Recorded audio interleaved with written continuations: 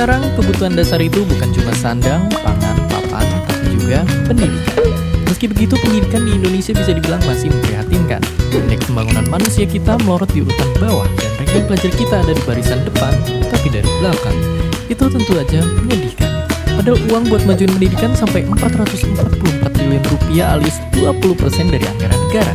Tapi kenapa pendidikan di Indonesia belum maju juga? Kalau diibaratin, cari jawaban masalah ini mirip kayak mengurai benang kusut berisi 1000 masalah. Ribet banget. Tapi salah satu akar masalahnya bisa jadi adalah sistem pendidikan massal.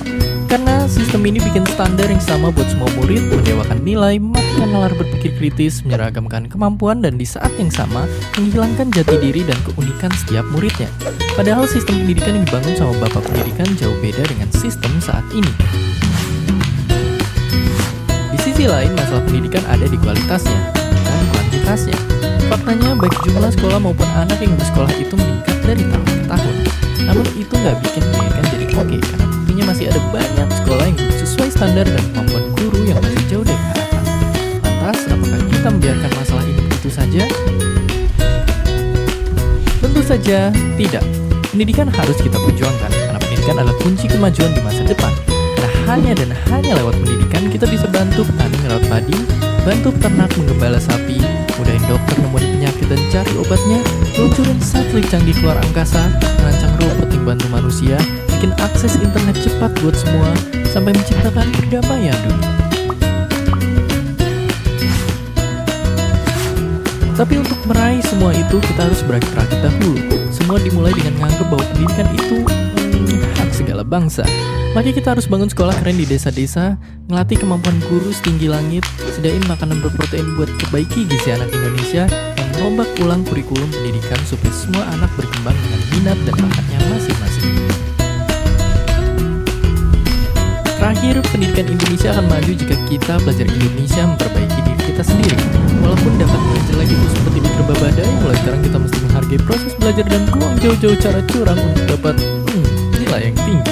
Pada akhirnya yang benar-benar kita butuhkan bukan nilai, tetapi rasa ingin tahu, kemauan belajar, keberanian untuk bertanya, rasa tak cepat untuk berpuas diri, dan juga rendah hati dalam mengakui bahwa semakin banyak kita tahu, kita semakin mengerti bahwa kita tidak tahu apa-apa. Dari sanalah kita terus mencari, terus belajar tentang diri kita dan juga alam semesta. Kalau diurutkan, masalah yang harus dibenahi memang panjang dan pelik. Tapi itu semua harus diperjuangkan agar anak bangsa dari Sabang sampai Merauke bisa cerdas dan berguna bagi manusia di sekitarnya. Dan itu didapat lewat senjata paling ampuh, bernama pendidikan.